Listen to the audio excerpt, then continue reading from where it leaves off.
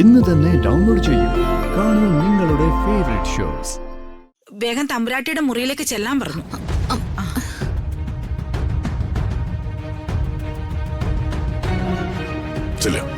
ചെന്ന് മേടിച്ചോ. മര്യാദയ്ക്ക് പറഞ്ഞാലോ എന്നോട്. പാവം എന്റെ അച്ഛനല്ലേ. നിക്ക നീ ഒന്നേ.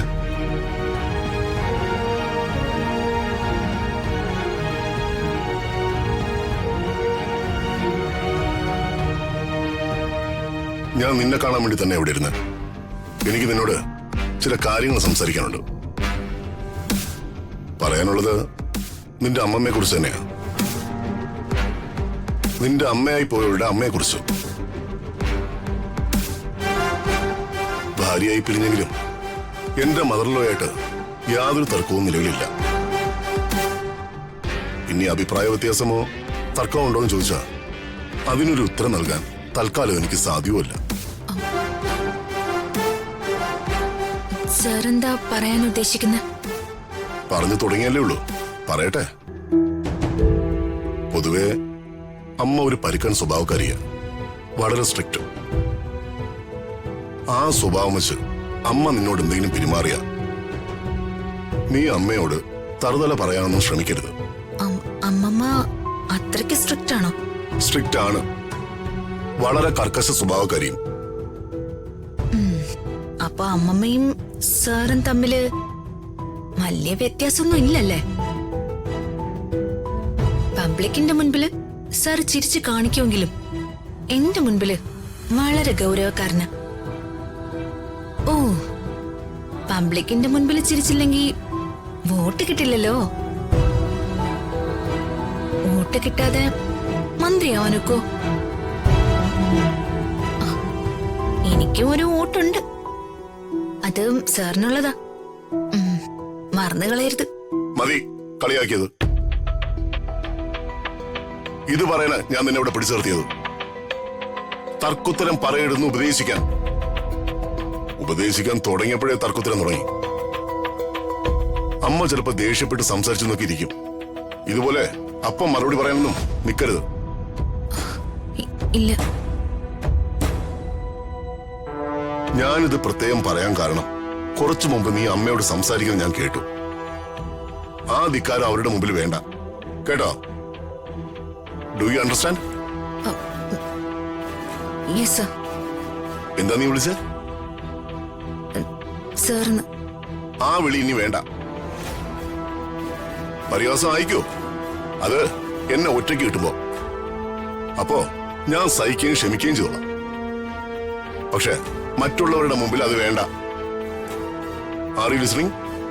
Yes, I M listening sir. Sorry അച്ഛാ. അച്ഛന്മാര് പലരും ഗൗരവക്കാരും പരുക്കൻ സ്വഭാവക്കാരും ആയിരിക്കും.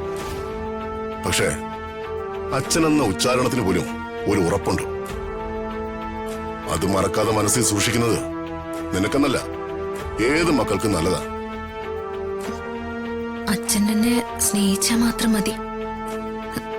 എന്റെ അച്ഛന് വേണ്ടി ഞാൻ മരിക്കും.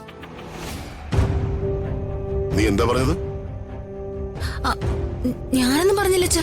പറയരുത്. അച്ഛനും മകളും തമ്മിൽ എന്തെങ്കിലും അഭിപ്രായ വ്യത്യാസം ഉണ്ടെങ്കിൽ അത് മറ്റാരെയും മുമ്പിൽ അറിയിക്കേണ്ട കാര്യമില്ല. ഒരിക്കൽ കൂടെ ഞാൻ പറയുന്നു, അമ്മയോട് റെസ്പെക്റ്റോടുകൂടി മാത്രമേ സംസാരിക്കാവൂ. കാരണം അവരുടെ ഉള്ളിലെ വെളിച്ചം നീ കാണാൻ പോകുന്നതേ ഉള്ളൂ.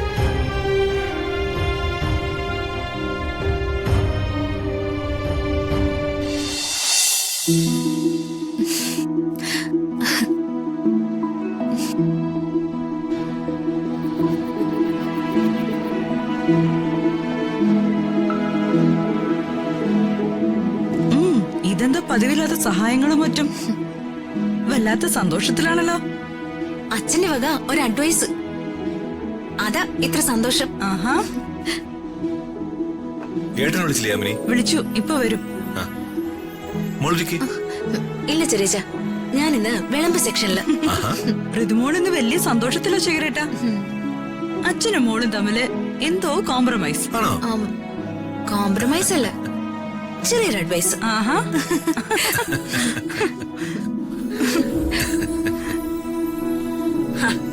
നല്ല രസകരമായ തമാശയാണെങ്കിൽ ഞങ്ങളും കൂടെ ഒന്ന് കേക്കട്ടെ, ഞങ്ങൾക്കും ചിരിക്കാലോ.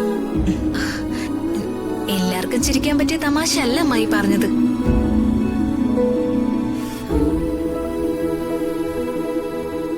അമ്മയെ വിളിച്ചില്ലേ? വിളിച്ചിട്ടുണ്ട് ഏട്ടാ, ഇപ്പൊ വരും.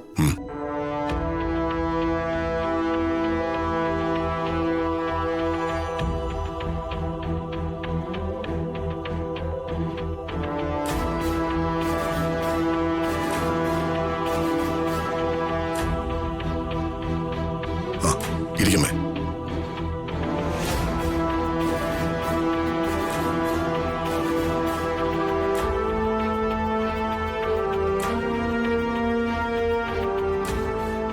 അല്ല, ഇതെല്ലാം യാമിന് മേഡം ഉണ്ടാക്കിയ ഭക്ഷണമല്ലേ? അതെ. ആ, അതുകൊണ്ട് ഞാനൊന്നും ടേസ്റ്റ് ചെയ്ത് നോക്കുന്നില്ല. ആ, തമ്പ്രാട്ടിക്ക് ആഹാരം കൊടുത്തോളൂ.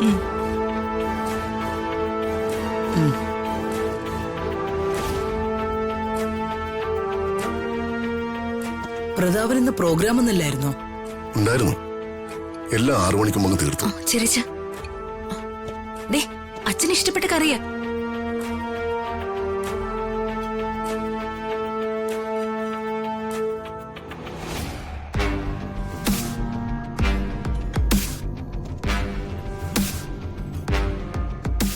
അമ്മയ്ക്ക് ആഹാര കാര്യങ്ങളിൽ എന്തെങ്കിലും പ്രത്യേക നിർദ്ദേശം ഉണ്ടെങ്കിൽ യാമിനോട് പറഞ്ഞാൽ മതി. അതെല്ലാം പ്രത്യേകം പറഞ്ഞിട്ടുണ്ട്.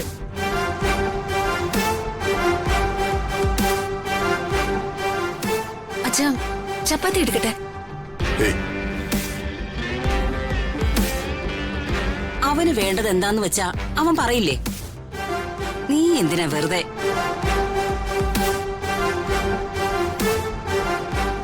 അച്ഛൻ പലതും പറയില്ല. ഇതൊക്കെ അച്ഛന് ഇഷ്ടാ, അതാ ഞാൻ വിളമ്പി കൊടുക്കുന്നെ.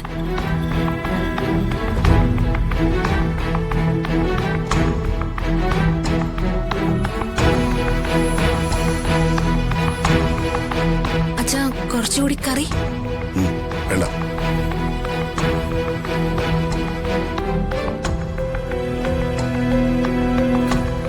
ശേഖരം മതിയാക്കിയോ? മതിയമ്മേ, രാത്രി അമിത ഭക്ഷണം പറ്റില്ല.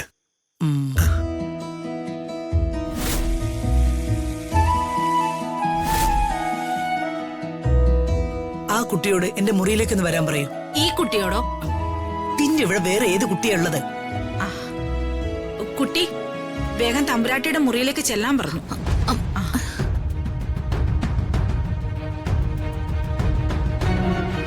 ചെല്ല, ചെന്ന് മേടിച്ചോ. മര്യാദയ്ക്ക് പറഞ്ഞാലോ ഇതിനോട്. അകലെ